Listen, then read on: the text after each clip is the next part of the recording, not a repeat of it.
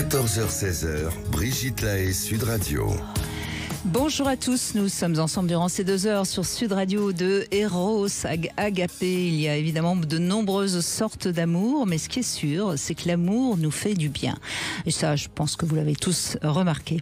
Que ce soit l'amour de son partenaire, avec une sexualité tant qu'à faire harmonieuse, mais que ce soit également l'amitié ou l'amour pour ses enfants, et même un amour pour un animal familier.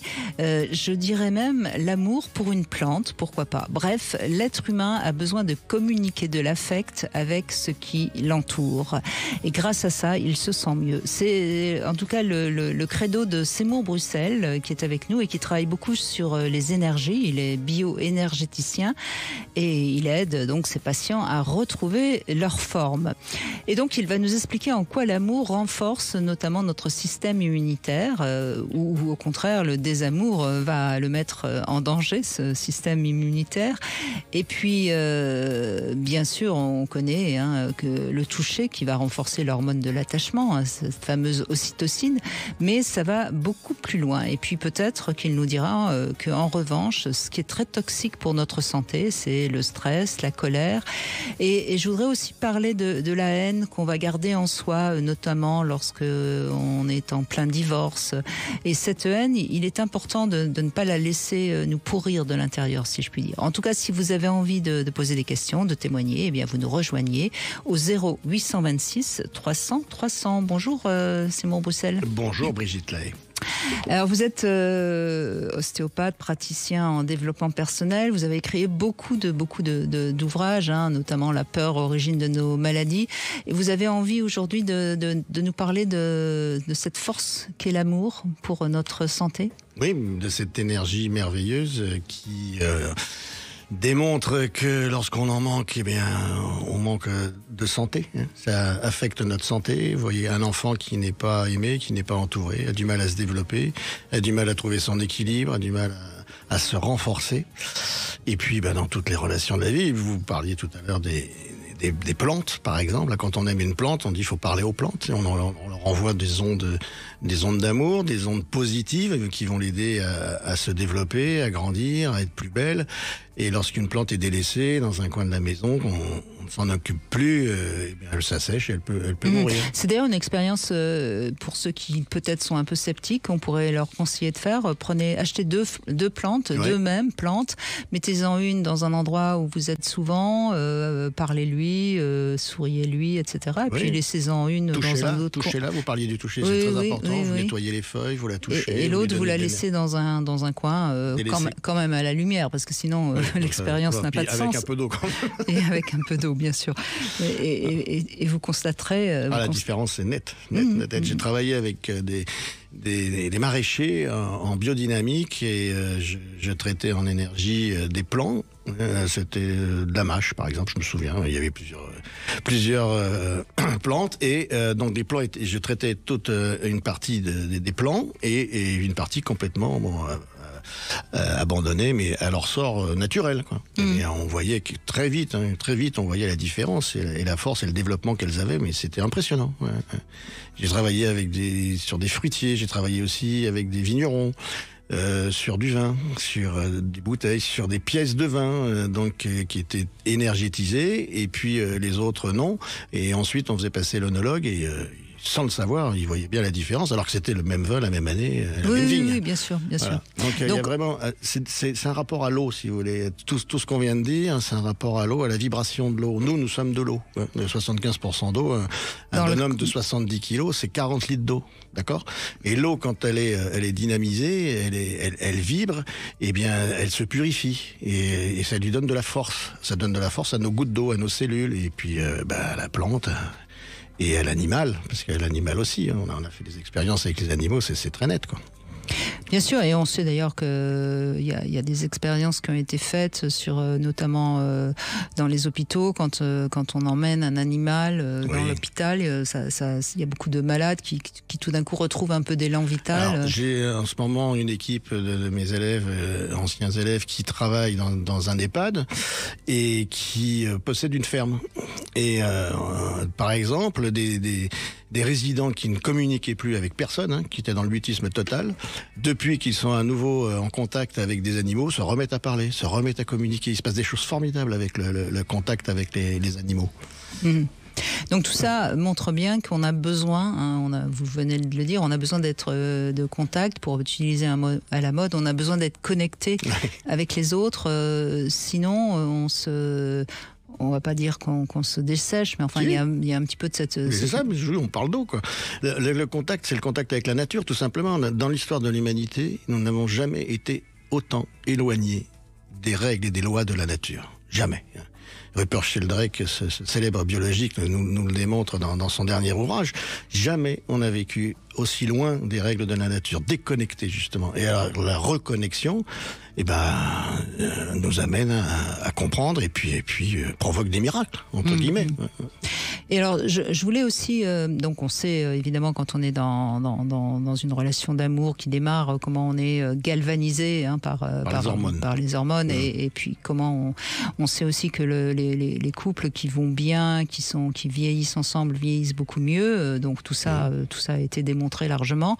Et je voulais aussi évoquer cette haine parfois qui ronge certaines personnes qui restent comme ça dans la haine, qui n'arrivent pas à pardonner des choses que leur ont fait des hommes ou des femmes.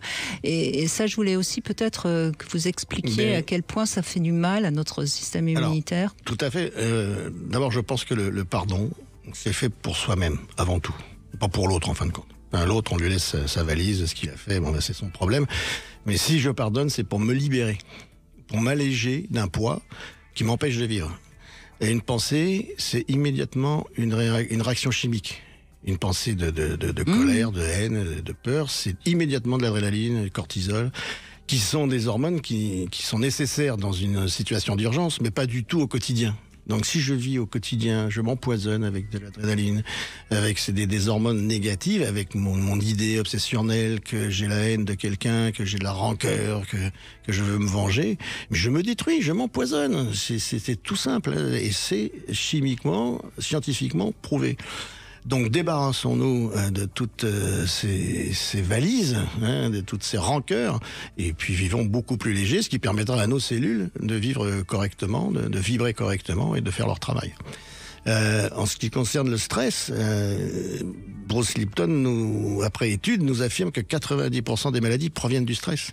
Pourquoi ? Parce que justement, lorsque on est dans cette situation hormonale, l'énergie du corps va être condensée sur la défense. C'est une défense. J'ai besoin de me défendre. Donc ça va prendre énormément d'énergie au détriment de tous nos systèmes et en premier lieu du système immunitaire. On avait fait il y a très longtemps des expériences. Oui, qui lui est une sorte de petit soldat qui va éliminer il nous protège, tout ce qui est néfaste, c'est-à-dire les éventuelles infections, les bactéries, les virus. Enfin, c'est son rôle. C'est nécessaire. Tout corps étranger. Regardez, un enfant qui n'a plus de système immunitaire, on le met dans une bulle. On l'isole totalement du monde environnant, des bactéries, des virus, etc. Et je voulais parler d'une expérience qui avait été faite à la fac de Jussieu, mais il y a longtemps, sur des étudiants en période d'examen, donc de jeunes organismes. De stress, donc. On avait vu qu'une chute terrible des globules blancs et des défenses immunitaires. Par le stress de l'examen, à cause de ça. Et si on est assez lucide quand on attrape la grippe, par exemple, généralement c'est un hiver où on a eu une difficulté affective ou professionnelle ou quelqu'un de proche très malade. Enfin, je veux dire, on a été plus fragilisé et on attrape plus facilement la grippe que quand on va bien. Mais quand on est en bonne santé, où le système immunitaire pourra faire son travail, on ne se rendra même pas compte. Des bactéries, des virus, on en croise des milliers tous les jours. Si on est en bonne santé, on ne s'en rend même pas compte. Mais dès qu'on est affecté par justement une situation troublante, déstabilisante, c'est le système immunitaire qui prend en priorité, hélas, les dégâts. Donc la nécessité déjà de s'aimer beaucoup soi-même pour... Alors pour aimer les autres, il faut d'abord s'aimer soi-même. En plus, on le sait. Simon Roussel est avec nous et vous pouvez évidemment réagir sur Sud Radio au 0826 300 300. À tout de suite. 14h-16h, Brigitte Lahaie, Sud Radio. Seymour Bruxelles est avec nous et il nous propose de prendre soin de nous. Et ça commence évidemment par le fait d'apprendre à bien ressentir ce qui ne va pas chez nous pour éviter de se laisser envahir par de mauvais stress ou de mauvaises pensées. Bonjour Emma. Bonjour Brigitte, bonjour Seymour. Bonjour Emma. On vous écoute, allez-y.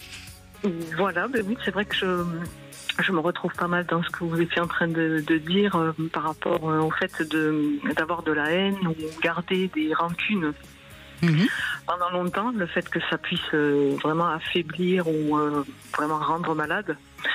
Et le fait de pouvoir s'en détacher, c'est vraiment une grande aide. Voilà, une solution. Oui. Voilà. Faut-il encore se rendre compte qu'on ressasse des rancœurs, etc. Parce que parfois on s'en rend même pas compte. Oui, c'est vrai que c'est ça. Et moi, ce qui m'a beaucoup aidé, c'est le fait de découvrir l'enseignement, les enseignements du bouddhisme tibétain, qui m'ont vraiment ouvert un peu l'esprit sur déjà la façon de fonctionner de l'esprit et le fait de se tourner vers les autres, de savoir que tout le monde souffre un peu de la même façon pour les mêmes raisons, fait que j'ai pu en fait lâcher la haine que je pouvais avoir pour certaines personnes et pour même tout type de personnes en fait autour de moi. Enfin, je sais pas si je suis très claire. Si. Oui, tout à fait. Oui. On a compris votre cheminement. C'est vrai que c'est un peu raccourci, mais bon, voilà. Non, mais c'est une philosophie qui est très éloignée du monde occidental. De toute façon, le bouddhisme. Même si aujourd'hui on en parle beaucoup en Occident, mais au départ, c'est pas très proche de notre culture. Oui, c'est ça. C'est vraiment une façon différente de voir les choses, mais qui moi, m'a apporté énormément.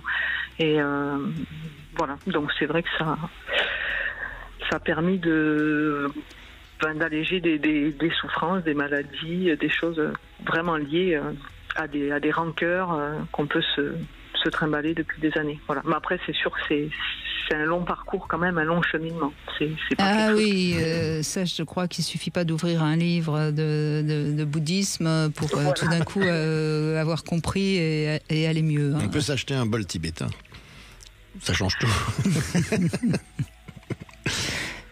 Oui, mais vous étiez donc, si j'entends bien, vous étiez un petit peu en colère ou en tout cas contre. Alors ça venait de quoi, de problèmes familiaux, Oui, de problèmes familiaux. Oui, tout à fait. De problèmes familiaux assez lourds. Mais en fait, chercher, finalement, essayer de se détacher de cette.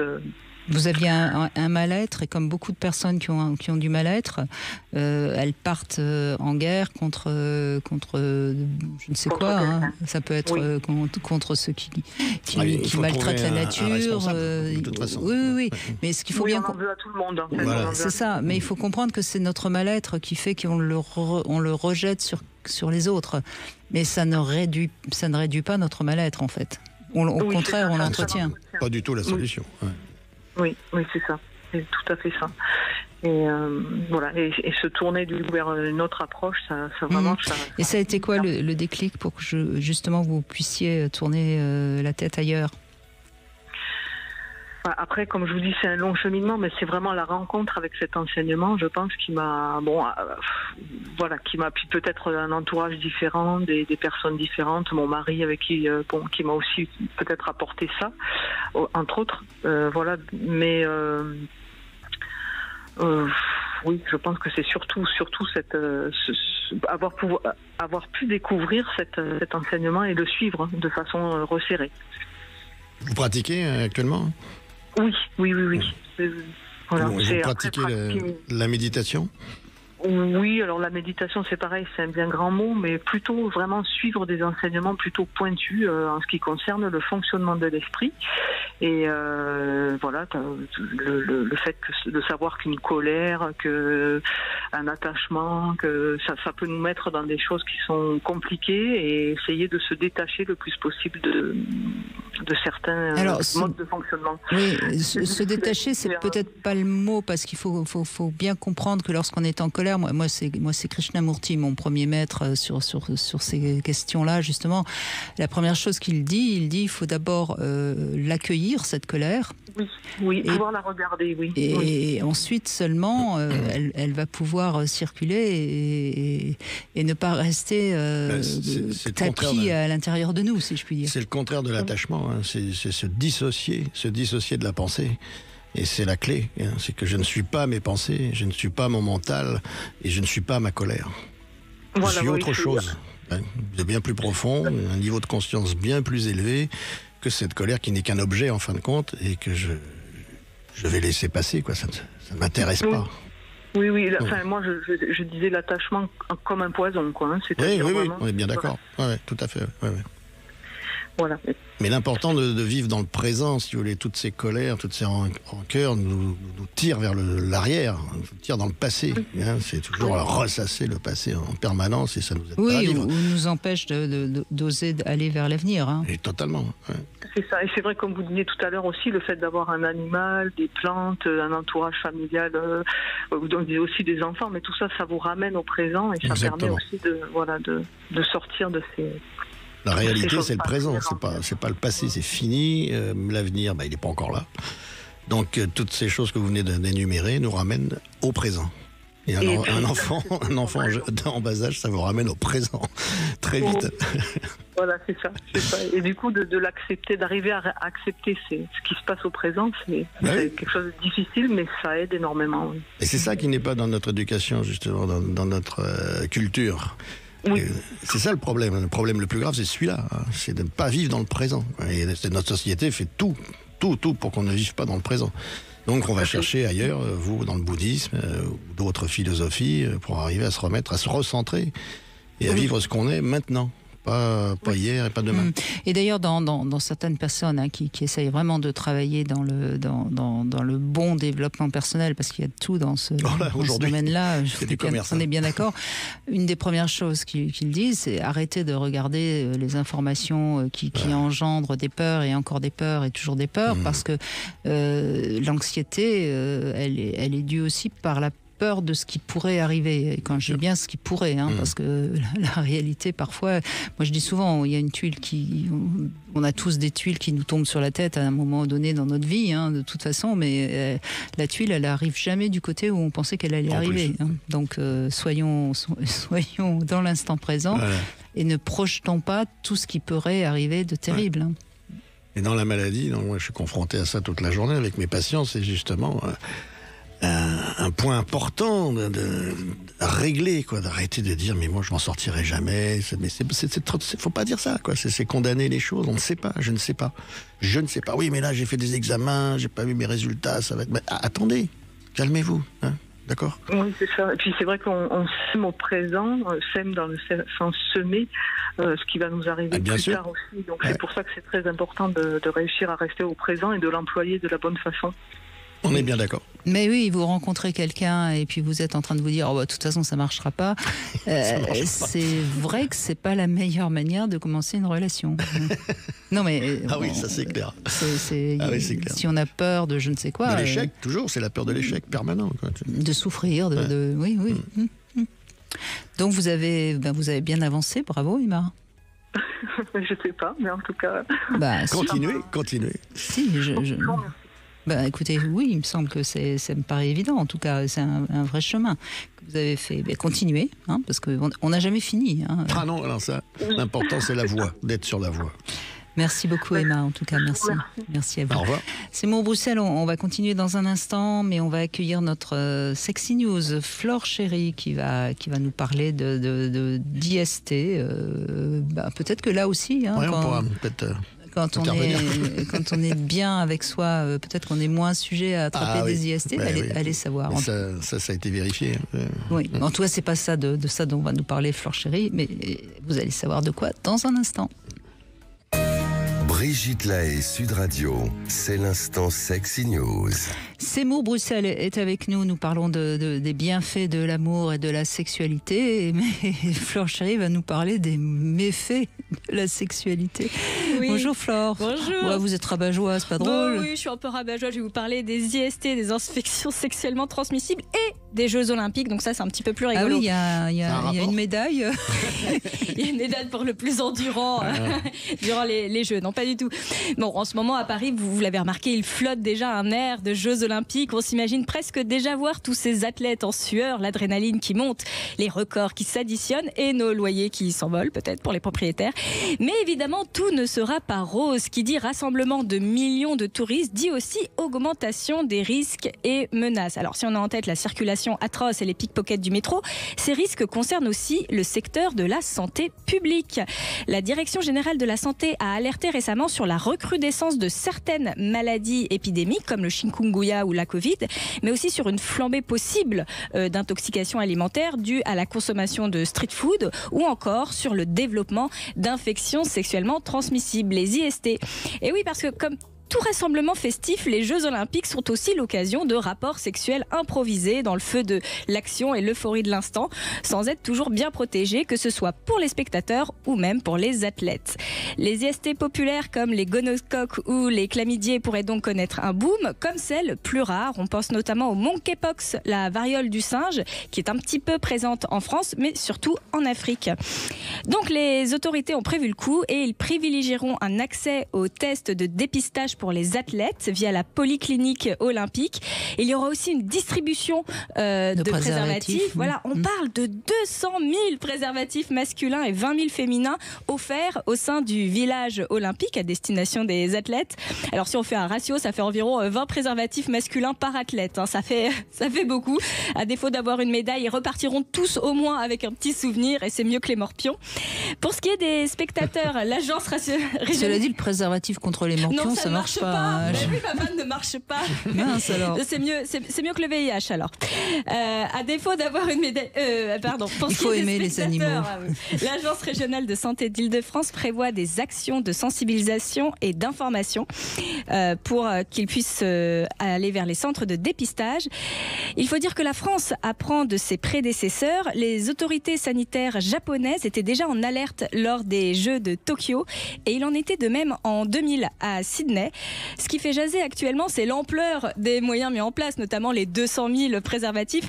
Mais on comprend que derrière cette initiative, l'idée est tout autant de sécuriser la population pendant les Jeux Olympiques que de s'offrir une grande campagne de prévention nationale dans un contexte de recrudescence plus générale d'IST dans la France depuis quelques années. Et puis quelque part, le sexe et les Jeux Olympiques, c'est un peu la même chose. Hein. L'important, c'est de participer et de rester en bonne santé.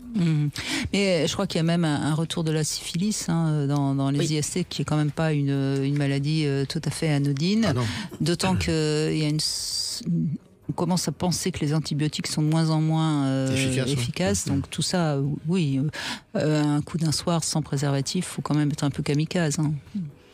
Oui, bien sûr. Non, mais c'est vrai, rappelons-le, parce que finalement, c'est vrai que c'est pas rigolo le préservatif. Chaque fois que je pose cette question dans mes questions intimes, l'homme à chaque fois me dit ah non, j'ai du mal, etc. C'est pas rigolo le préservatif. Moi, toutes les campagnes qui ont été faites, c'est fan et tout, etc. C'est des campagnes qui marchent pas, on le sait très bien. Mais en même temps. Pour l'instant, c'est le meilleur moyen, c'est le plus efficace. Et puis quand on ne connaît pas la personne, franchement, bien sûr. Commençons comme ça, quoi. Bien sûr. Et oui, puis les jeunes ne se protègent pas, hein, en général. De moins en moins. De moins en moins, c'est une catastrophe. C'est pas normal qu'il y ait autant de sida encore aujourd'hui, quoi. C'est pas possible. Ça, le sida, c'est plutôt en baisse. Hein. On est. Oui, mais on a encore trop, quoi. Oui. Enfin, de ce côté-là, ça va quand même beaucoup mieux. Ouais. Enfin, bon, je devrais pas dire ça d'ailleurs. Protégez-vous. Oui, protégez-vous. Mais c'est vrai qu'en fait, non, mais c'est le problème, c'est qu'on a trop insisté sur le VIH comme étant la seule IST la plus importante parce que mortelle. C'est vrai. Maintenant, il y en a plein d'autres qui sont vraiment problématiques et notamment qui causent beaucoup de problèmes de fertilité. Je pense notamment aux chlamydiés. Et alors, comme on se dit, on va pas en mourir, bon, il n'y a plus de dépistage, il n'y a plus de préservatif, il n'y a plus de soucis. Alors que non, tout est important. Et le préservatif, ce qu'il y a de intéressant, c'est que si la capote elle craque, tout de suite on peut se dire tiens, il faut que j'aille me faire dépister, il y a eu un souci, il faut que je prenne évidemment la pilule du lendemain. On peut réagir alors que si son partenaire, on n'est pas, il nous dit oh c'est bon j'ai fait les textes, etc., on va moins avoir tendance à aller se dépister derrière. Puis il y a une chose qu'il faut rappeler, quand on fait l'amour avec quelqu'un, les corps sont les plus proches et se pénètrent, et c'est forcément l'ouverture la plus possible pour n'importe quel virus, bactérie, microbe, etc. Oui, ça c'est vrai, oui, bien sûr. Voilà, donc il n'y a rien d'étonnant qu'il y ait beaucoup de maladies qui se transmettent sexuellement.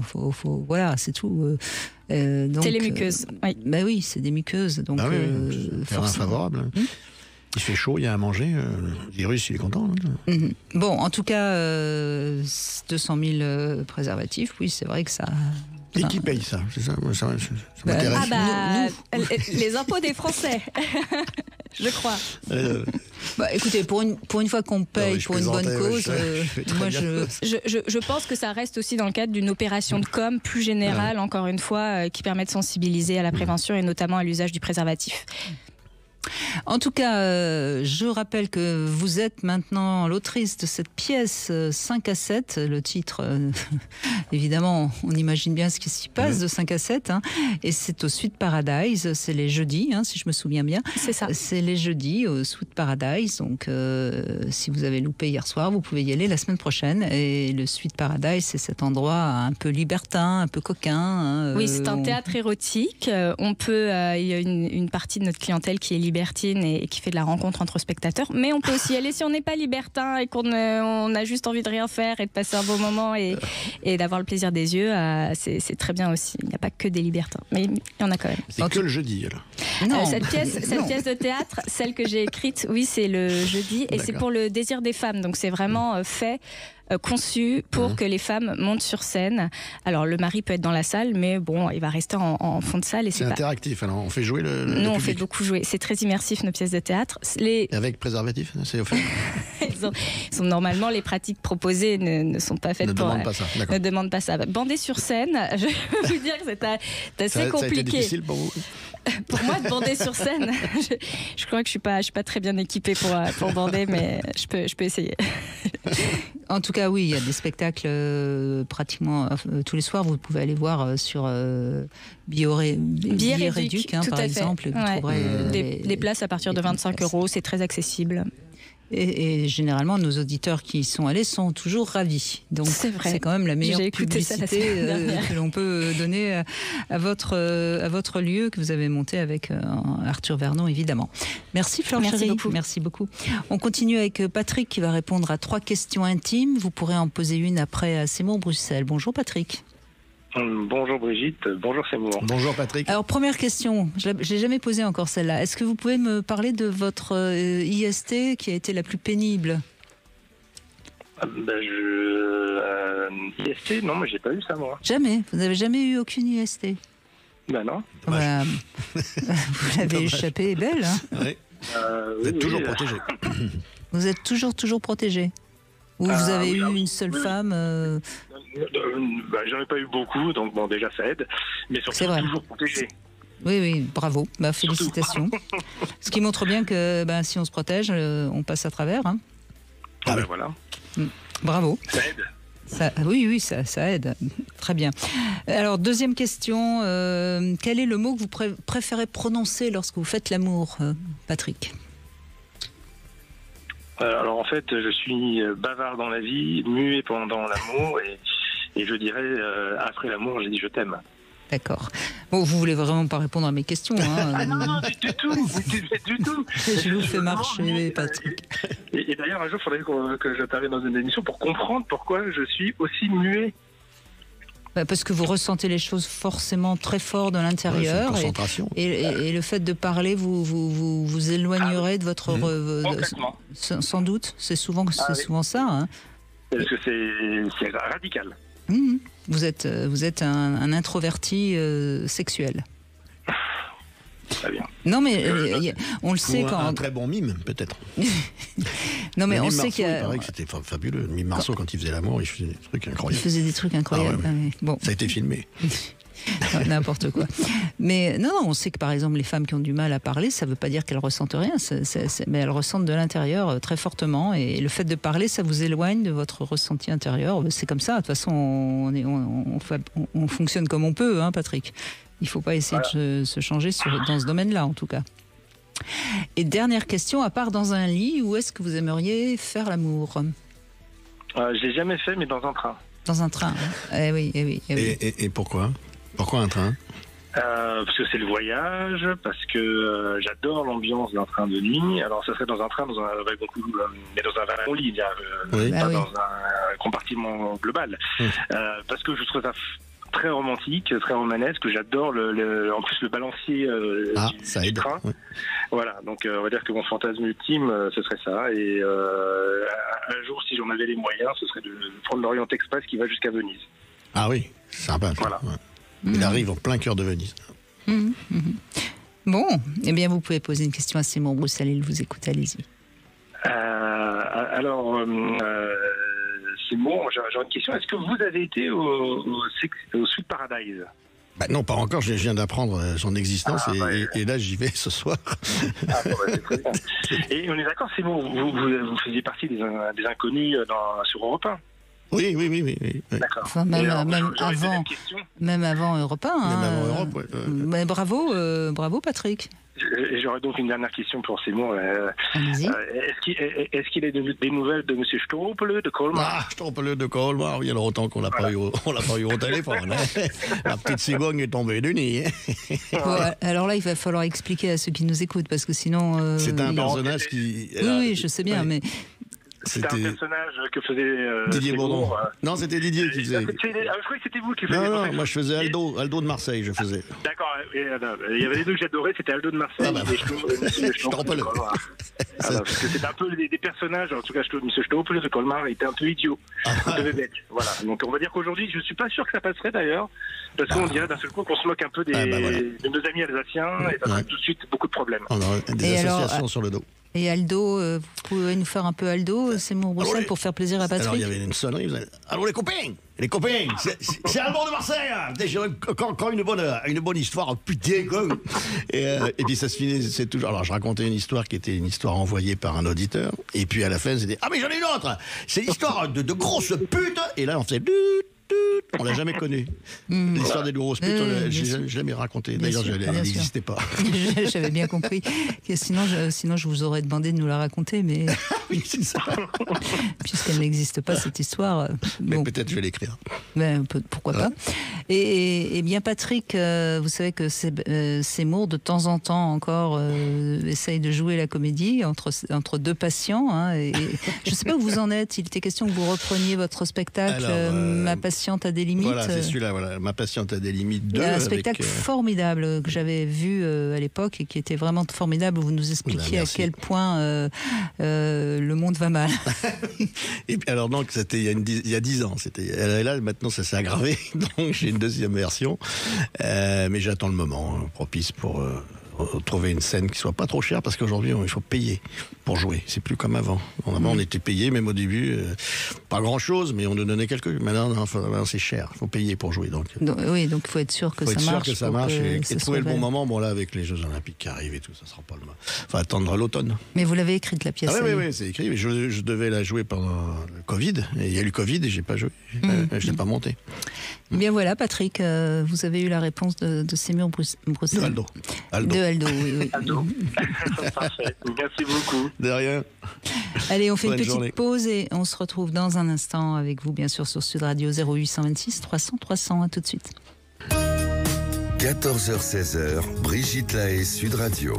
Seymour Roussel est avec nous et il nous propose justement de développer notre énergie, notre santé grâce à l'amour. Et on vous invite évidemment à poser des questions ou à témoigner. Et c'est Lisa qui nous rejoint. Bonjour Lisa. Bonjour Brigitte, bonjour Seymour. Bonjour Lisa. Alors vous avez envie de dire que vous donnez, vous aimez donner parce que ça vous permet de vous sentir bien. Et c'est très très important ce que vous êtes en train de dire, parce qu'en effet, on a remarqué que lorsqu'on donne quelque chose, ça nous fait du bien. Oui, exactement. Alors il y a une chanson de Gilles Bocarme que j'adorais. Ce type était formidable et qui disait « Ce qu'on donne fleurit, ce qu'on garde pourrit, je voudrais te donner quelque chose. » Donc tout est là, quoi. Ce qu'on donne, ça donne du mouvement, ça donne de la vie, ça donne de l'énergie, alors que ce qu'on garde pourrit. C'est exactement ça. Et moi, je me sens bien à travers cette réciprocité. Et c'est vrai que quand je me sens pas bien, quand je suis un peu parce que je suis célibataire et je vis seule, et quand quand je me sens seule, effectivement, je vais me rapprocher plus de mes amis. Et voilà, des gens que j'aime et qui me le rendent très très bien. Et c'est verbalisé, hein, c'est voilà. On peut se voir, là, je me sens un peu seule depuis quelques jours. Et oui, mais bien sûr, il n'y a pas de problème. Et voilà. Et quand je suis remplie de ce don de temps et de ce don d'amour que je donne et que je reçois, et ben après, c'est vrai que les jours d'après sont vraiment différents. Tout à fait. La vie, c'est le mouvement. Vous avez créé un mouvement. Vous leur préparez un très bon gâteau que vous savez faire. Et c'est déjà... Hein, je sais, je suis au courant. Et ça crée déjà du mouvement et tout le monde est content. Voilà, c'est le partage, ce qu'on appelle le partage. Voilà. Mais déjà, rien que de se donner à soi-même, enfin de s'accorder un petit plaisir, déjà ça nous fait du bien. Hein. Oui, ça... Bah oui. Mais là, je peux pas avec ma main en ce moment parce que j'ai les doigts cassés, mais ça fait du bien. Vous en avez deux des mains, jusqu'à nouvel ordre. C'est pas pareil.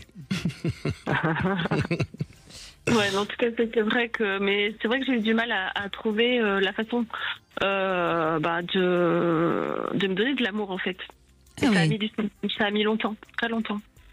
Et c'est pas encore évident, hein, c'est pas encore évident. Parfois, là, c'est vrai que là, depuis quelques temps, c'est vrai que je suis vraiment toute seule parce que mes filles, maintenant, elles sont parties, elles vivent leur vie et tout.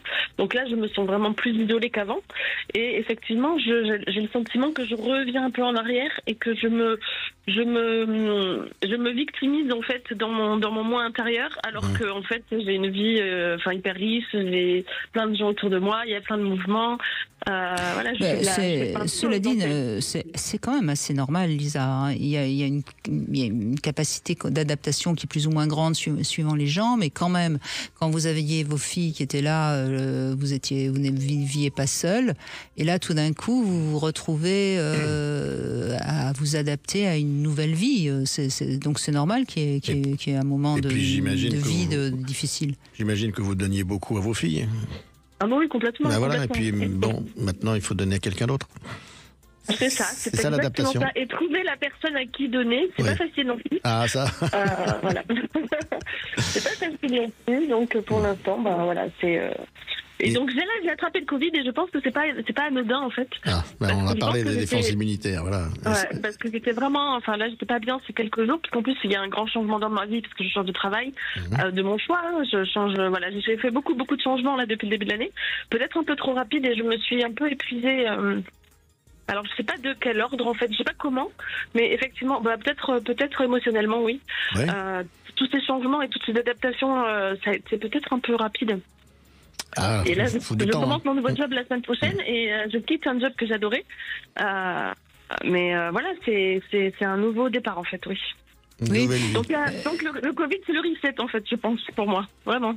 Oui, mais vous savez, toutes ces, que ce soit le Covid, que ce soit la grippe, c'est des moments où on est obligé de se poser, de prendre soin de soi et de quelque part de laisser décanter aussi beaucoup sur le plan psychique, parce qu'on est plus dans une période où on peut faire les choses. Hein. On doit juste s'occuper de soi et se donner toute son énergie pour aller mieux. Donc ça veut dire sans doute que vous avez peut-être un petit peu tiré sur la corde et puis que là il faut vous reposer et prendre un petit peu plus de temps pour vous. Mais la période de transition est très importante. Hein. C'est une période de gestation et la gestation elle a un temps. Il faut laisser la gestation se faire. Ouais. La bébé c'est 9 mois. Hein. Ouais. Et alors là le nouveau bébé il faut le laisser venir. Hein. C'est ça, c'est exactement ce que j'avais fait en fait. J'étais en récupération de temps, de travail, en vacances, donc j'avais laissé ce temps-là. Mais j'ai pas eu le courage, j'ai pas réussi à partir. En fait, je voulais partir, je voulais voyager. J'ai regardé partout où partir, mais j'ai jamais réussi. Et j'ai pas eu le courage d'y aller. Et le Covid est arrivé, donc il m'a cloué ici. Donc en fait, au final, c'est aussi bien parce que là, depuis que là que je suis malade, en fait, je me sens mais vraiment mieux en fait. Complètement. Régénération, voilà. Et une question, est-ce que vous savez donner alors? Mais est-ce que vous savez recevoir? C'est difficile de recevoir. Ça a été un apprentissage. Et vous savez pourquoi vous aviez du mal à recevoir? Parce que je pensais que je le méritais pas, que je méritais pas l'attention. Voilà. C'est souvent. C'est toujours le problème. C'est souvent. C'est soit ça, ou alors c'est parce qu'on n'a pas envie d'être redevable, parce qu'on se croit obligé, parce qu'on reçoit, de redonner. Ouais. Mais en général, oui, c'est les deux grandes raisons qui font qu'on a du mal à recevoir. Et pourtant, c'est faire plaisir à l'autre que d'accepter de recevoir. Ah oui, complètement. Mais ça, c'est une autre dynamique que j'ai acceptée. Que je mets en place là petit à petit, mais c'est tout doucement. C'est même du temps, c'est vraiment, c'est incroyable comment mon système se met en en défense en fait. Dès que quelqu'un me donne de l'attention ou veut me donner de l'attention, je prends et après le surlendemain, je rejette. Je rejette la personne, voilà. C'est votre conditionnement, et c'est ça qu'il faut changer. Nous sommes des êtres conditionnés, c'est ce programme qu'il faut maintenant débrancher, quoi. C'est ça, c'est ce que je me dis, il faut que je passe par-dessus et que j'aille dans l'inconfort vraiment, voilà, pour dépasser ça et pour avoir le bon en fait, mais c'est pas facile, c'est vraiment pas facile. Personne n'a dit que c'était facile. Non, c'est pas facile, mais déjà, si vous avez repéré comment vous fonctionnez, c'est la première marche pour aller mieux. Donc, a priori, vous êtes assez lucide sur vos problèmes qui sont pas encore réglés. Donc, réglez-en un après l'autre. Ah non, pas tout en même temps, c'est pas possible. Et puis, pour l'instant, justement, faites une pause et puis. Laissez tout doucement tout se décanter et j'aime bien cette idée que quand on laisse tout se décanter, apparaît à la surface l'essentiel. Oui. Et dans ces moments où on est un petit peu cloué au lit, je trouve que c'est pas mal de profiter de ces moments-là pour laisser tout décanter. Et vous verrez là ce qui arrive à la surface. Merci Lisa, en tout cas, merci beaucoup. Merci, au revoir. Petite devinette avant les infos, si vous trouvez la réponse, vous me la donnerez juste après. À quoi on peut juger de la richesse intérieure de quelqu'un? Seymour Bruxelles, c'est une petite devinette évidemment. Et puis on continue évidemment à vous donner la parole sur Sud Radio 0826 300 300. Vous avez envie de me dire ce qui vous permet de vous sentir bien, de vous sentir en forme, ou vous avez des questions à poser à Seymour Bruxelles, eh bien n'hésitez pas à nous rejoindre. On se retrouve tout de suite après les infos. 14h-16h, Brigitte Lahaie, Sud Radio.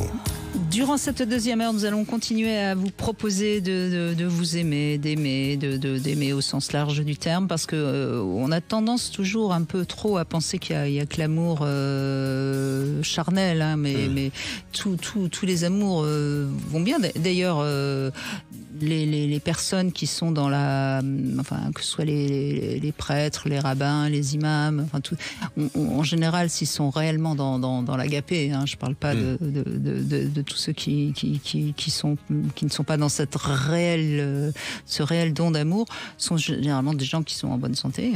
Tout à fait, mais regardez les bonnes sœurs qui travaillent avec des gens, avec la peste, avec des maladies terribles et qui n'attrapent rien.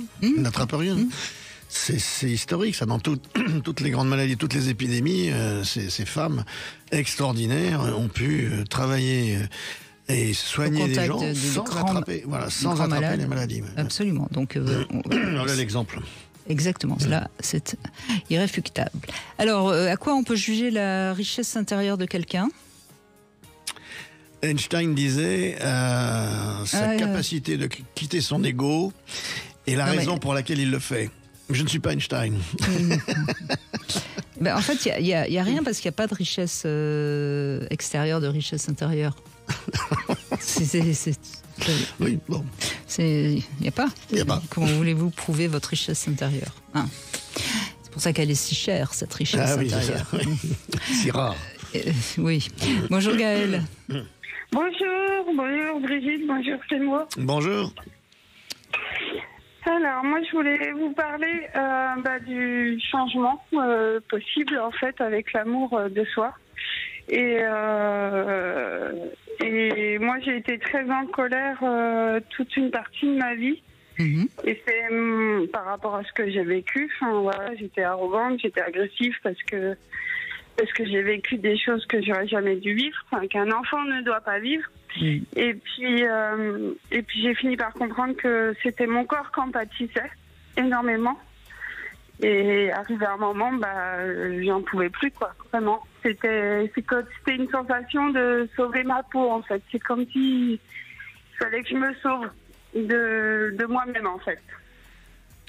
Alors, votre message est important, Gaëlle, parce que on va peut-être déjà dire que normalement, au moment de l'adolescence, on est tous un peu en colère, un peu rebelles, parce qu'on a tous des blessures qui sont plus ou moins fortes. Quand on a été abusé, parce que je pense que c'est de ça dont vous parlez, Gaëlle, évidemment, là, il y a non seulement une colère, mais il y a souvent aussi un mauvais rapport à soi, hein, parce que c'est compliqué de dépasser ce genre de choses. Et j'aime bien votre témoignage parce que vous avez compris que de vous positionner en tant que victime ou de vous vouloir rester dans la colère, ça vous faisait du mal et à un moment donné vous vous êtes prise en main et je suppose que vous avez fait ce qu'il fallait pour être en paix avec vous-même. Oui, c'est ça en fait. Enfin, quand j'ai compris, je me positionnais en tant que victime alors que pourtant j'avais l'impression de tout le contraire. Mais quand je l'ai assumé vraiment, que je l'ai conscientisé, du coup, oui, ça a été une révélation pour moi. Alors, j'ai pas été abusée sexuellement, mais j'ai été abusée sous plein d'autres formes. Et voilà, après, j'ai bien compris que la colère, ça m'avancerait à rien, que ça m'empêcherait d'avancer même plus dans le mieux-être pour moi. Donc, je me suis vraiment... j'ai compris que c'était l'amour de moi, ça tout passait par moi, qu'il fallait commencer par moi, par me guérir moi, par aimer mon corps, et puis les faiblesses, l'imperfection que j'étais, tout le côté... moi j'aime beaucoup dire tout ce qui est imparfait est parfait, donc... et ça avant je comprenais pas, parce que j'étais tout dans le contrôle, il fallait que tout soit dans le contrôle, c'était une forme de non-lâcher prise. Et à partir du moment où j'ai lâché prise, alors ça se fait pas en une journée, bien sûr. Il faut quelques années pour ça, mais la vie est beaucoup plus sereine en tout cas. Vous avez fait comment là? Vous êtes fait aider? Comment ça fait? Ce changement, il est venu comment? Moi, alors le début, ça a été vraiment mon corps qui était au bout du bout. Et après, comme j'étais en arrêt, je me suis formée à l'hypnose. Oui. Et après, j'ai fait Reiki, et ainsi de suite. J'ai continué les formations, mais comme je me formais, je recevais en même temps, je guérissais en même temps. Oui. Et voilà, c'est comme ça que je m'en suis sortie. Alors, il faut du temps. Il a fallu beaucoup de temps et d'amour pour soi, en fait. Et aujourd'hui, vous pratiquez alors votre chemin a permis à d'autres d'en bénéficier. Vous avez évolué dans ce domaine. Oui, c'est ça, tout à fait. Tout ce que j'ai subi, j'ai compris maintenant, en tout cas, tout ce que j'ai subi, tout ce que j'ai vécu, ça a été bénéfique et je n'en changerai pour rien au monde. Et ça me permet aujourd'hui de pouvoir accompagner des personnes, alors surtout des femmes, mais d'accompagner des personnes vers leur mieux-être. Formidable, c'est bien. Vous avez sublimé la chose.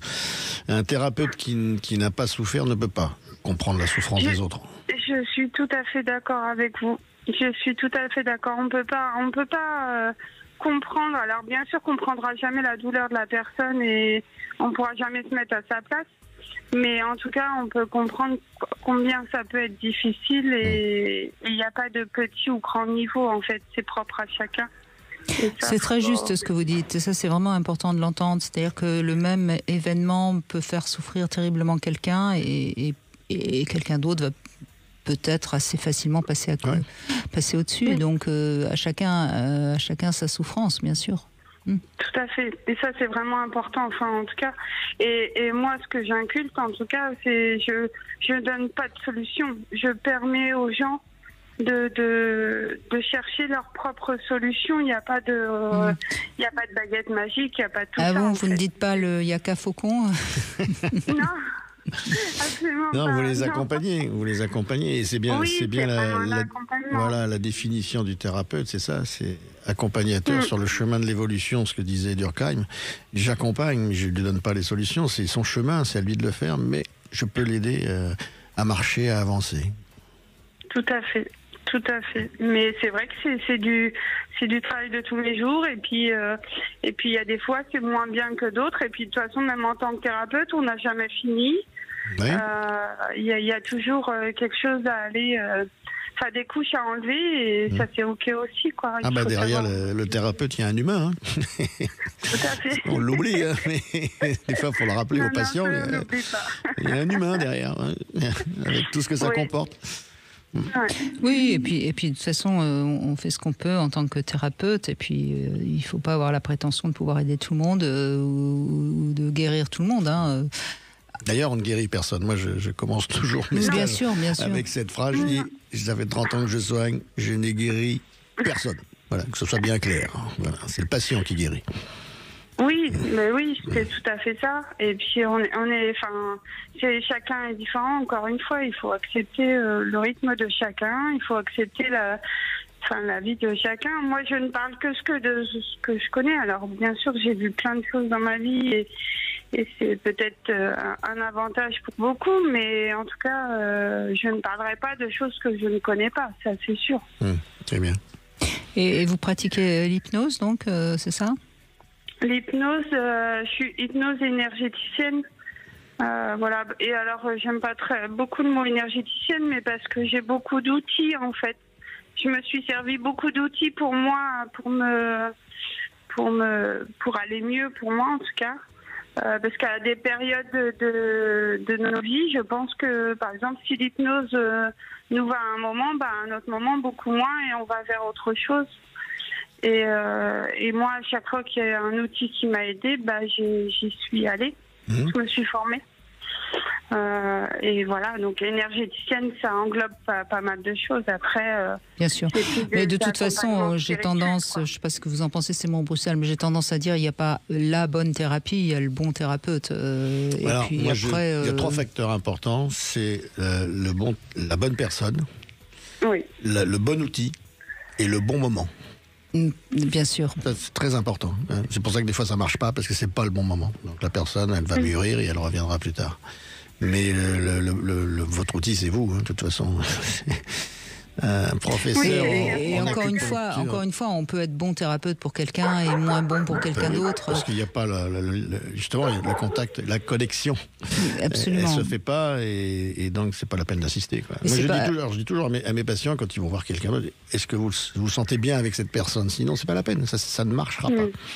C'est la confiance. Le premier outil, justement, pour l'ouverture, pour permettre à l'énergie de circuler, c'est la confiance. Avoir confiance en son thérapeute. S'il n'y a pas de confiance, c'est même pas la peine. Tout à fait. C'est la priorité. Merci Gaëlle de votre témoignage. Merci beaucoup. Merci. Avec grand plaisir. Belle fin de journée. Au revoir. Merci. On continue dans un instant sur Sud Radio avec vous, bien sûr, au 0826 300 300. À tout de suite. 14h-16h, Brigitte Lahaie, Sud Radio. Eh bien, le médicament aujourd'hui, c'est l'amour. C'est Seymour Bruxelles qui nous le donne durant ces 2 heures. Et le meilleur des médicaments. Je me sens déjà mieux. Oui, le fait d'en parler. Oui, voilà. Allez, on continue avec Olivier qui nous rejoint. Bonjour Olivier. Bonjour Brigitte, bonjour Seymour. Bonjour Olivier.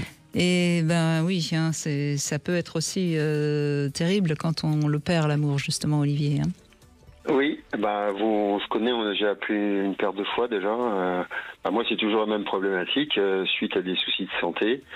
et ben j'ai été obligé de me reconstruire tout seul. Et aujourd'hui, dans mon environnement, savoir qui me donne l'amour, c'est mes amis. À part ça, j'ai un couple d'amis avec qui je libertine depuis longtemps, mais c'est aussi mes amis avant tout. Donc c'est les seuls présents depuis 3 ans maintenant où j'ai eu mes gros soucis de santé et où j'ai la chance d'avoir une équipe pluridisciplinaire qui m'épaule bien et où j'essaie d'avancer parce que la reconstruction se fait tout seul.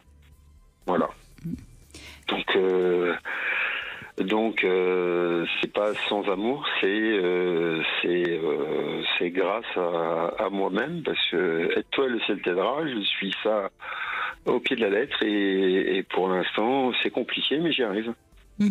Mais vous vous sentez mieux au fil du temps? Vous avez l'impression que vous remontez la pente ou vous êtes encore... Oui, c'est lent et malheureusement... C'est très lent, oui, mais on l'a dit depuis le début de l'émission, tout est long quand on a... Enfin, je veux dire, si j'ai bien compris, vous êtes arrivé quand même quelque chose d'assez grave. Il y a un avant, un après, mais c'est pas un matin on se réveille, c'était la veille. C'est très très lent. Et on passe par des phases qui sont parfois un peu qui vont mieux, puis on rechute et puis on va mieux. C'est par palier. Exactement. Oui, c'est la fameuse dent de scie. Alors personnellement j'essaie de suivre en fait quelque chose parce que je suis, comme je disais, je suis suivi par une équipe pluridisciplinaire, mais aussi j'analyse un petit peu tout ce qui se passe, comment mon ressenti, ce que je fais. Et aujourd'hui, je me suis aperçu que en fait, la vie est faite de dents de scie. Et en fait, là où on avait avant la capacité de rebondir, le fait qu'on soit amoindri, en fait, moi, maintenant, j'écrète les hausses et les baisses. C'est-à-dire que quand j'ai une bonne nouvelle, au lieu de me réjouir et dire chouette, super, là c'est super, ça monte en flèche. Et puis tôt ou tard, il y a un petit couac qui fait que on va redescendre tout en bas. En fait, au lieu de m'emballer maintenant, je me dis c'est bien, on continue et pour apprécier le haut, il va certainement y avoir des bas. Avance normalement, tu verras bien. Et c'est ce que j'essaie de faire au quotidien. Parce qu'aujourd'hui c'est long et quand on a été atteint par la maladie, la problématique c'est qu'on est toujours aussi impatient de dire je vais récupérer, quand est-ce que je peux y retourner, quand est-ce que je peux avancer plus vite, et en fait ça marche pas comme ça. Mais non, il faut pas vouloir avancer plus vite, il faut laisser le temps le temps nécessaire. Exactement. Et en fait, c'est l'acceptation, ou que d'autres appellent le lâcher-prise. Moi, j'aime mieux parler d'acceptation, parce que lâcher-prise, mais tant qu'on voudrait que ça aille plus vite, tant qu'on voudrait, on n'est pas en bonne relation avec son moi intérieur. Oui, bien sûr, bien sûr. Oui, donc voilà. Et puis comme j'ai remarqué que les relations maintenant, malgré qu'on soit dans un siècle de communication à outrance, les gens se parlent plus, les gens sont totalement... Enfin, moi personnellement, je les trouve de plus en plus... plus les moyens de communication se multiplient, moins les gens communiquent. Ça, c'est dramatique. Oui, mais il reste...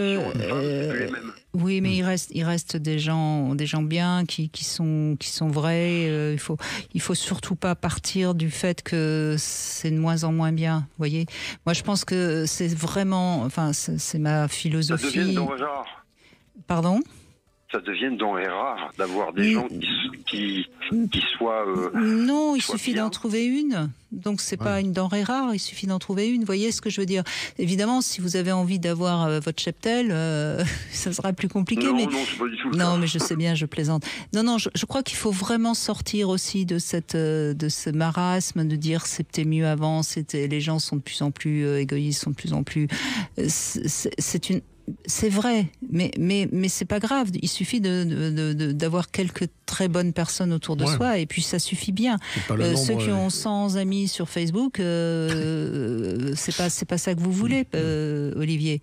voyez. Non, mais si vous êtes, si votre croyance, c'est que les gens sont de toute façon de plus en plus égocentrés, de plus en plus superficiels, etc. Si c'est ça que vous vous dites tous les jours, ben vous trouverez pas la bonne personne. Vous comprenez ? Il faut vraiment sortir de ces injonctions, de ces biais cognitifs, parce que sinon, la bonne personne, vous ne la voyez pas, puisque vous avez un raisonnement qui fait qu'il ne va pas s'intéresser à vous, cette bonne personne. Vous comprenez ? Oui, tout à fait. Mais bon, moi, je préfère maintenant avancer pas à pas, sans justement ne chercher quoi que ce soit, et être centré sur mon mieux pour pas être déçu, quoi. Tout simplement. Vous avez raison, oui, tout à fait. Ouais. On va revenir encore à ce qu'on disait tout à l'heure, de vivre le présent pleinement, voilà, et d'arrêter de projeter. Je ne vis pas au-dessus de 72 heures. J'y pense pas. D'accord, ok, à court terme, oui, tout à fait. Pas de projection. Court terme, parce que j'estime que c'est trop.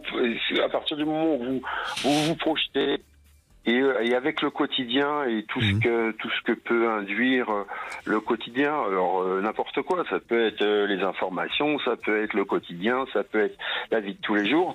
Je trouve qu'on est tellement parasité par des choses qui sont négatives que et penser à au-delà, moi, ça me fatigue. Je veux pas. Oui. Et alors vous avez raison. Il faut vivre l'instant présent. On le dit depuis tout à l'heure, mais ça n'empêche pas qu'il faut avoir des rêves et qu'il faut aussi pouvoir se projeter dans des choses qui sont chouettes, parce que c'est ce qui nous donne c'est ce qui entretient l'élan vital. Donc je pense que c'est important. Attention aussi à ces injonctions de vivre absolument dans l'instant présent qui quelque part sont aussi limitative, absolument. Mais bon, c'est bien d'avoir des images. Je dis pas le contraire, hein, c'est important. Mais la définition de l'instant présent, c'est pas ça non plus. C'est pas un enfermement. C'est une sensation pleine justement de la relation au temps. Voilà. Et c'est pas du tout ce que nous propose la société aujourd'hui. L'environnement nous propose pas ça du tout, quoi. Et c'est là que c'est difficile, donc, de vivre pleinement chaque instant, et c'est chaque respiration. Enfin, c'est un exercice. Hein, oui, mais je veux sortir de ce systématisme négatif de la société dans laquelle on est, parce que, excusez-moi, en 14-18, c'était pas terrible non plus. Hein, l'instant présent. Il y avait des obus. Ça a explosé de toutes parts, c'est vrai. Bon, enfin bref. Écoutez, bon courage Olivier, merci d'être venu vous confier à nous. On se retrouve dans un instant pour le Love Conseil du jour, les relations toxiques à éviter, évidemment. Brigitte Lahaie, Sud Radio, le Love Conseil. Alors Seymour Bruxelles, on va parler des relations toxiques dans ce Love Conseil. Moi j'aime bien ce terme d'écologie affective qui veut dire ce qu'il veut dire. Je ne connaissais pas, mais oui, c'est clair. Voilà, c'est un mot que je me suis un peu inventé, parce que je trouve qu'on ne fait pas attention justement à ce qui nous entoure. Bon, on sait qu'il y a des aliments toxiques, qu'il y a des aliments polluants dans l'atmosphère, et ben sur le plan affectif, pourquoi ça serait pas pareil ? Pourquoi il n'y aurait pas des relations toxiques? Alors les poisons affectifs, il faut s'en préserver, et je vais vous donner un petit peu la liste de tout ce qui est toxique pour nous. Alors ça va être long. Oui, ça va être long, vous avez raison. Alors il y a déjà toutes les relations où le pouvoir est en jeu. Vous savez, c'est ces personnes qui veulent absolument avoir de l'emprise, qui veulent avoir raison. Donc ces personnes-là vont nuire à notre estime, puisque de toute façon ils vont toujours nous contredire, et c'est vrai qu'à petit feu ils peuvent même nous faire perdre un peu de confiance en nous. Donc ça, c'est déjà des personnes toxiques, et c'est assez facile à repérer quand même, me semble-t-il. Ça commence par les parents. Oui, si on a eu des parents toxiques, il faut se guérir. Et on les repère facilement. Et on s'en souvient en tout cas. Après, il y a les personnes qui sont dans une addiction, qui sont assez toxiques, que ce soit quelqu'un d'alcoolique, que ce soit un cybersexuel, un amateur de cocaïne, ou quelqu'un qui est addict au jeu. Alors pourquoi c'est toxique? C'est parce que d'abord on va croire qu'on va pouvoir les sauver, et on va y mettre beaucoup d'énergie, souvent pour rien, et en plus ils risquent fort de nous entraîner dans leur addiction. Ouais. Par exemple, si vous ne fumez pas et que vous êtes avec quelqu'un qui fume, vous allez peut-être commencer une cigarette, 2 cigarettes, et puis vous mettre à fumer. Se faire piéger. Voilà, donc c'est aussi des personnes toxiques.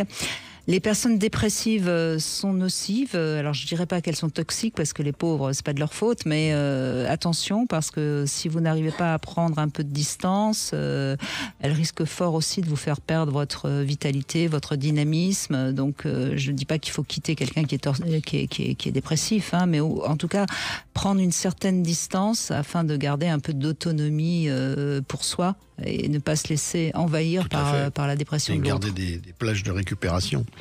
Parce que ça pèse, ça descend l'énergie. Absolument. Alors ensuite, vérifiez si vous êtes avec quelqu'un que vos besoins essentiels sont quand même là et sont nourris. Sinon, vous tombez dans le piège de rester avec quelqu'un qui ne respecte pas vos besoins essentiels. Et donc forcément, c'est quelqu'un qui est toxique pour vous. Et puis, si vous êtes dans l'envie absolument de sauver l'autre, quel que soit sa problématique, là c'est pareil, vous vous mettez dans une situation qui de toute façon sera toxique parce que de toute façon on ne peut pas changer l'autre. Donc essayez de rester avec si vous avez envie, mais sans essayer à tout prix de changer. Épuisant.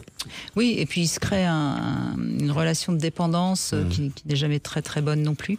Voilà, donc vous aviez raison, la liste est longue, j'en ai certainement oublié d'ailleurs. Je ne sais pas si vous en voyez d'autres là comme ça. Oh, ça va aller. Ça va aller. Pour aujourd'hui, ça va aller. Voilà. Et puis les gens pessimistes aussi. Tout ce qui est négatif. Si vous êtes avec quelqu'un qui voit toujours le verre à moitié vide. C'est insupportable ça.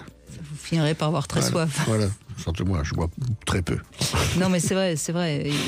Alors, mais c'est insupportable, c'est effrayant. Et comme on le disait il y a 2 minutes, comme vous le disiez, c'est pas la peine, on ne peut pas changer les autres, qui que ce soit. Donc, à savoir si on est dans une situation où il faut sauver sa peau, où on peut tenir le coup. Voilà, et on peut très bien rester avec quelqu'un sans pour autant se sentir obligé d'être tout le temps avec la personne. On peut c'est ce que j'appelais des plages de repos. Oui, absolument, absolument. Alors, vous parlez beaucoup de notre santé, Seymour Bruxelles, de notre système immunitaire. On va accueillir Christophe Massin tout de suite. Bonjour Christophe. Bonjour Brigitte, bonjour Seymour. Bonjour Christophe. Alors vous êtes psychiatre, Christophe, et vous êtes l'auteur de ce livre « Savoir se défendre, l'immunité psychique » aux éditions Odile Jacob. Alors moi ça m'a évidemment beaucoup plu parce que vous faites vraiment la comparaison entre l'immunité du corps biologique, et l'immunité de notre psychisme. Et c'est un livre finalement assez grand public, parce que parfois les psychiatres, il faut arriver à lire. Donc je crois que c'est vraiment un livre qui peut aider toutes les personnes qui justement ne sont pas suffisamment protégées, et notamment déjà protégées d'elles-mêmes. Oui, mais tout ce que vous venez d'évoquer, en fait, souvent il y a une relation complémentaire entre quelqu'un qui a une problématique lourde, envahissante, et quelqu'un qui a une déficience de capacité à se protéger, et donc qui va être un peu le dépotoir ou le réceptacle de la problématique de l'autre à son propre détriment. Donc il y a une complémentarité entre quelqu'un qui est envahissant, qu'il le veuille ou non, ou même pas consciemment, et quelqu'un qui a du mal à se donner lui-même de la place. Oui. Vous dites bien, il faut savoir se dire oui, il faut savoir dire stop, il faut avoir une bonne confiance en soi. Enfin, c'est facile quand on les a, mais c'est pas facile à le développer. Voilà, c'est pour ça que j'ai développé dans ce livre une pédagogie pas à pas, justement en partant de quelqu'un qui n'a pas cette capacité et de voir qu'est-ce que cette personne peut faire. Déjà se rendre compte, parce que très souvent la personne n'est même pas consciente de sa déficience. C'est plus son entourage qui s'en rend compte qu'elle-même. Et puis elle le supporte, surtout c'est qu'elle le supporte sans se rendre compte des dégâts que ça fait chez elle. Donc il y a tout un réveil et une prise de conscience qui est nécessaire pour que la personne, dans un deuxième temps, devienne capable de se protéger. Mais dans un premier temps, elle ne peut pas parce qu'elle ne mesure pas l'étendue du problème. C'est toujours ça, la première phase, c'est de se rendre compte déjà. Vous dites évidemment que la plupart du temps, quand il y a une immunité psychique faible, c'est qu'il y a eu des abus de la violence dans l'enfance. Ça en revient toujours. En général, oui, on va retrouver les racines de la confiance en soi et de l'estime de soi. Et si l'environnement familial, éducatif n'a pas été soutenant, confirmant, ou voire abusif et violent, la personne va présenter une fragilité dans sa capacité à se défendre. Alors, vous abordez quelque chose que je trouve intéressant, puisqu'on parle beaucoup de sexualité dans cette émission. Vous parlez des parents qui ont enfin, une sorte de glu sexuel, c'est-à-dire des parents qui ne respectent pas assez les limites de l'espace de l'enfant. Oui, en fait, en tant que psy, j'ai beaucoup constaté combien ça faisait effraction dans le psychisme des enfants, devenus adultes après, mais toutes les manifestations de la sexualité des parents, je dirais qu'ils ne prenaient pas en compte la sensibilité de l'enfant. Donc des parents un peu exhibitionnistes, des parents qui vont raconter leur vie, faire part de leur frustration ou au contraire de leurs exploits. Les enfants n'ont pas du tout envie d'en entendre parler. Pas du tout. Et s'ils le subissent, ça va vraiment les troubler, les perturber. Oui, tout à fait. Oui, c'est un exemple fréquent. Et oui, là, ça, et toute une génération de gens qui sont nés après les années 60-70, où il y avait eu ce grand vent de libération sexuelle, les enfants de cette génération-là n'ont pas trop aimé l'impact sur eux de cette, entre guillemets, libération. Oui, et vous pensez que c'est arrangé aujourd'hui ou aggravé ? J'ai l'impression quand même qu'il y a eu beaucoup de choses qui ont été dites sur la sexualité, l'impact de la sexualité adulte sur celle des enfants. Donc on est quand même plus attentif. Je pense qu'il y a eu une forme d'inconscience quand on voit certains livres qui ont été publiés sur l'inceste, etc., où les gens vraiment étalaient leur sexualité de manière sans prendre aucune précaution, sans aucun respect pour les enfants ou les adolescents. Oui. Oui, et puis ce que vous dites me semble important, parce que malheureusement je l'entends trop souvent.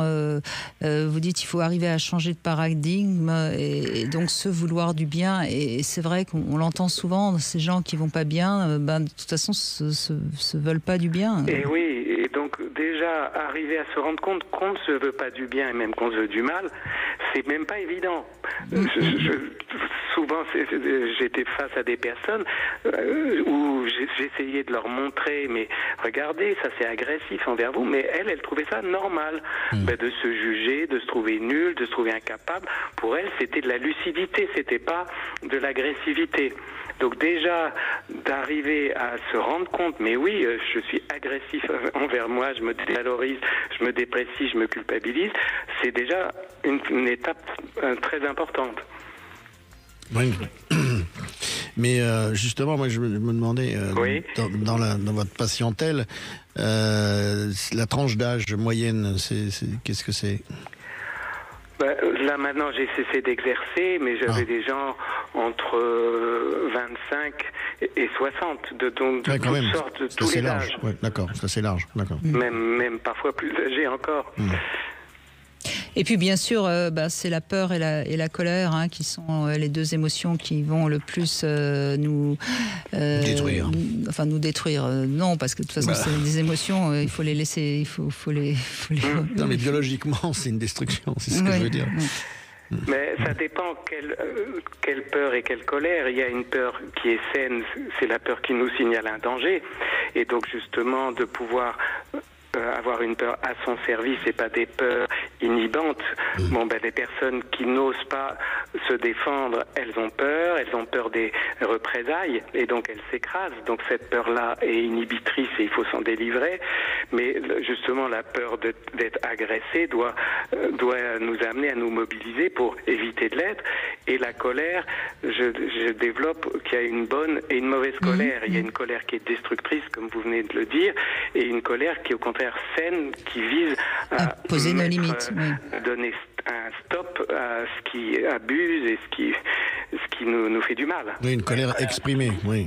Voilà, une colère qui est pour se préserver, qui n'est pas contre l'autre, qui est pour moi en fait, pour faire respecter mon territoire, mes besoins, mes limites. Et voilà, c'est important de le dire. En tout cas, c'est un livre qui peut permettre à ceux qui nous écoutent et qui ont envie de mieux se défendre. Hein. Ça s'appelle Savoir se défendre. C'est aux éditions Odile Jacob. Merci Christophe Massin d'avoir pris un petit peu de temps pour nous parler de votre livre. Merci beaucoup. Allez, on fait une petite pause et puis il est déjà temps de conclure. Seymour Bruxelles, on va retrouver dans un instant quelqu'un qui va nous parler d'amour. Surtout. Oui, évidemment. 14h-16h, Brigitte Lahaie, Sud Radio. Seymour Bruxelles est avec nous durant ces 2 heures. On vous a encouragé à aimer. Quand je dis à aimer, oui, parce qu'il ne faut pas simplement s'aimer à 2 sous la couette. Hein. Il faut aimer la vie, aimer une déjà, fleur, un oiseau, un champ. Déjà aimer la vie. Ciel, le soleil, Bonjour Aïcha. Bonjour Brigitte, bonjour Seymour. Bonjour. Ah, voilà une voix dynamique, pleine d'amour. Oui, alors effectivement, moi j'aime la vie, j'aime les gens, tout le monde, j'aime tout le monde. Et bon. Peut-être pas tout le monde quand même, Aïcha. Mais, en fait, je pars du principe où j'aime tout le monde. Et quand je rencontre une personne qui est néfaste dans ma vie, je l'éloigne, je la mets de côté. Ça, c'est sage. Voilà. Ça, c'est une belle manière de faire. Personne toxique, on en a parlé. Exactement. Mais ce qui est bien, vous voyez, ce que j'aime bien chez vous, c'est que vous avez un a priori positif. C'est-à-dire que vous accueillez les gens. Et puis si vous rencontrez quelqu'un qui vous fait du mal ou qui est toxique ou qui vous plombe, à ce moment-là, vous l'évitez. Mais vous êtes accueillante, quoi. C'est une belle démarche. Oui, et qu'est-ce que j'allais dire? Et en fait, moi, j'aime le contact humain. C'est ce que j'ai de plus fort chez moi comme qualité. Et c'est ce qui me nourrit aussi. Quand je vois des gens, quand je discute avec des personnes, je suis bien, je suis heureuse, ça me donne de l'énergie. Et j'adore ça, en fait. J'adore recevoir l'amour des gens, j'adore en donner. Et je trouve ça tellement beau, tellement simple et tellement puissant. Mais on est des animaux sociaux, hein. On n'est pas fait pour vivre seul. Et d'ailleurs, un des problèmes aussi de notre société occidentale, c'est que les familles sont parfois un peu trop disloquées et il y a des personnes très seules. Hein. Et on l'a vu aussi pendant la Covid. Hein. Mais je pense que les gens n'osent pas aller vers les autres. Parce que moi, je suis infirmière et je sais que je rencontre beaucoup de personnes qui me disent être seules. Et je leur dis, mais je connais plein de personnes qui sont seules, aller dans des associations, à la mairie. Vous avez raison. Aller dans des, je sais pas, il y a peut-être des balles qui sont organisées, des choses comme ça, mais allez-y. Et en fait, ils ont peur d'y aller, peur d'être déçus, en fait, ils sont pris de plein de peurs que je ne trouve pas justifiées, mais ce que je comprends. Hein. Mais il y a plein de personnes seules et il faudrait qu'on les réunisse toutes. Il faudrait qu'ils aient envie, vous savez. L'isolement entraîne l'isolement. Hein. Passer un stade d'isolement, les gens ont peur et ne veulent plus aller vers les autres. Il y a vraiment un stade qu'il ne faut pas dépasser parce qu'après, c'est très difficile pour eux de se retrouver dans un groupe. Et ça les bloque totalement. Il y a beaucoup de gens comme ça. J'en rencontre beaucoup aussi parmi mes patients. Oui, d'ailleurs, on le voit, vous faites un métier très social, hein, Aïcha. Oui. On le voit chez les infirmières, on le voit chez les femmes de ménage, on le voit. Vous rencontrez des personnes qui sont très très seules et qui vous parlent à ce moment-là beaucoup parce que tout d'un coup ils ont quelqu'un à qui ils peuvent parler. Et c'est là où on voit bien et surtout parce qu'on rentre dans leur intimité. Bien sûr, bien sûr. Et c'est facile pour eux de se confier à nous parce que une fois qu'ils ont montré leur intimité physique, après tout le reste n'a plus d'importance. Oui, c'est vrai. Donc c'est beaucoup plus facile. Et puis on connaît leur fragilité. Et une fois qu'on connaît leur fragilité, je pense que c'est plus facile pour eux de parler. Ils savent que quand on est infirmière, forcément, on incarne la bonté. Donc, ils se disent, j'ai rien à craindre auprès de cette personne. Donc, ils vont se confier plus facilement. Oui, enfin, vous avez visiblement une nature, enfin, on l'entend à votre voix, vous avez, qui est quelqu'un je ne suis pas surprise qu'on ait envie de se confier à vous.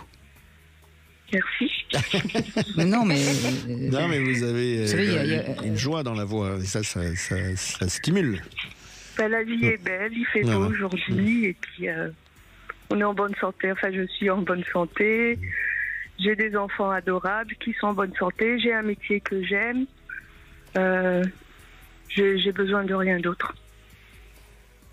Donc la vie est belle. Et vous ça, avez... vous le transmettez. Vous le transmettez. Oui. Oui, tout à fait. Oui. Cultiver ça, c'est votre outil de travail. Voilà. Et vous m'avez pas dit que vous aviez un homme que vous aimez. Vous m'avez parlé de vos enfants, de votre métier. Et je connais l'amour passionnel. D'accord. Bon. Sauf qu'il est marié, donc... Mais tout se passe bien. Bon. Tout se passe bien, ça vous laisse un peu de temps libre, c'est bien. Exactement. Je suis libre et j'ai un amoureux. Donc, c'est pas mal. C'est mieux que d'être marié, en fait. Mal marié. Bon, en tout cas, c'est bien de positiver une situation qui, pour beaucoup, serait une situation inconfortable. Donc, c'est bien. C'est là où on voit votre optimisme. Oui. Parce que finalement, il y a beaucoup de femmes qui pourraient dire oui, je suis un peu seule, machin, le week-end, machin. Non, vous dites... que vous avez les bons moments, et puis l'autre, elle a les mauvais moments. C'est ça, et s'il n'est pas disponible, je fais des choses qui me plaisent. Et en plus, j'ai pas de compte à lui rendre, entre guillemets, j'ai pas de compte à lui rendre. Donc, c'est encore mieux. Vous avez l'art de positiver toute situation. Et c'est ça qui est important enfin, je veux dire, déjà, si parce qu'on a parlé de l'amour pendant ces 2 heures, c'est mon Bruxelles, mais on a entendu des personnes qui semble-t-il, n'allaient pas très, très bien. On a beau dire, quand on a cette joie de vivre, moi, je rappelle souvent qu'on a 4 émotions principales. Et il y en a une qui s'appelle la joie et qui est un élan vital extraordinaire et qu'il faut cultiver encore et toujours. Et plus on s'habitue à la cultiver, plus le moindre petit rayon de soleil, le moindre petit cuicui d'oiseau va nous donner de la joie. Voilà. Et donc, il y a la joie. Bonjour les hirondelles. Oui, non, mais c'est vrai que c'est une chanson qui peut peut-être paraître désuète, mais qui est extraordinaire. Formidable. Ouais. C'est un message. Oui, et il faut s'encourager il faut s'encourager justement à développer cette joie qui est en nous. Quand on regarde les enfants, vous avez des enfants, Aïcha, ils sont super joyeux, les enfants. Ouais. Et puis quand ils sont malheureux, ça dure pas longtemps. Oui. Exactement, un petit câlin, on essaie de voir les choses positives. Et c'est reparti. Et voilà, et c'est reparti.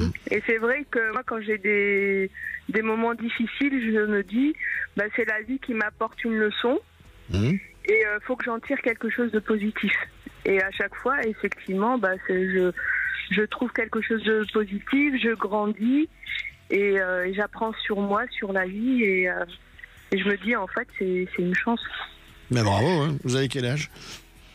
47 ans. Bien, vous avez fait un beau parcours. Merci. Et vous êtes infirmière depuis combien ? Oui, mais ça se fait pas comme ça. Infirmière depuis combien ? 2006. D'accord. Et avant, j'étais soignante, donc c'est encore une autre particularité du métier où on est encore plus proche des gens. Tout à fait. Et je pense que j'ai appris des choses à l'époque qui me servent encore aujourd'hui. Et vous travaillez à l'hôpital ou en freelance ? J'ai quitté l'hôpital et je travaille dans le privé maintenant, mais chez des personnes en bonne santé. Enfin, en bonne santé, entre guillemets. Oui. Des personnes qui font des apnées sommeil. Bonjour, vous êtes en bonne santé, mais je viens quand même vous faire des pansements.